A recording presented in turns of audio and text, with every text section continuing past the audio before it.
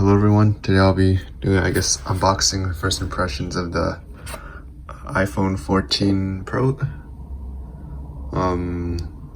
Yeah, I got the 256 gigabytes because I plan to use this at least 4 to 5 years. So yeah, and I plan to shoot some bunch of videos and vlogs and stuff, and I've had issues with memory with my current iPhone, which I'm filming on right now. So yeah, I got the deep purple version because yeah, it was a pretty nice, new, unique color, and I'll be using a case a lot of the time. So yeah, gonna take this off now. Since got the US version because I'm in the US, it's like eSIM only, so no physical SIM card. And since I'm an AT&T prepaid member, it might be a bit inconvenient to set up, but we'll see. Take this off the box, and damn, right now I'm upgrading from like a 10s, so it's a huge change for me, especially in the camera system. And yeah, already pretty heavy. Like damn, the purple looks so good. Gonna smell it. Smells pretty good.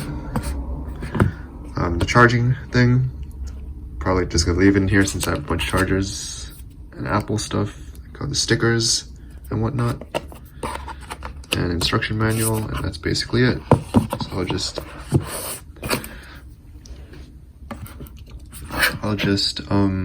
does the back have a covering? Nope, but yeah, the metallic purple stuff, camera system, the bump. Don't have a case for it yet. I wanted to get screen protector to get installed today, but Apple ran out, since kind of want to get it from Apple since their reps have more experience putting them on and quality, and yeah, but peeling this off now. Boom. Dynamic island. And I guess let me power this on. Oops.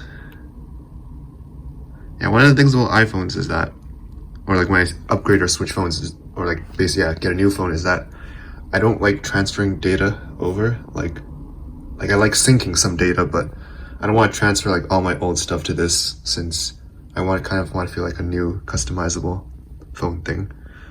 So yeah, hello, swipe, English, United States. Bring your current iPhone or iPad near to set it up. So yeah, I guess I'll stop recording and hopefully I can set everything up and continue recording, but we'll see. Yeah. Okay, yeah, to go to AT&T, the eSIM process was a bit weird, but overall, everything got set up. All my apps are loaded. I didn't sync, of course, so unfortunately, all my fitness data is just starting today, which is something I kind of like, because when I upgraded from my Android phone to the iPhone, I didn't sync anything, so I guess it's kind of like a fresh start kind of vibe. All in all, yeah, I've been really enjoying the phone. Haven't really been bothered by the dynamic island. Looks really good, the purple, the deep purple, but of course, like without sunlight or anything, it looks pretty black, so still pretty cool overall. Yeah, much bigger screen than the 10s.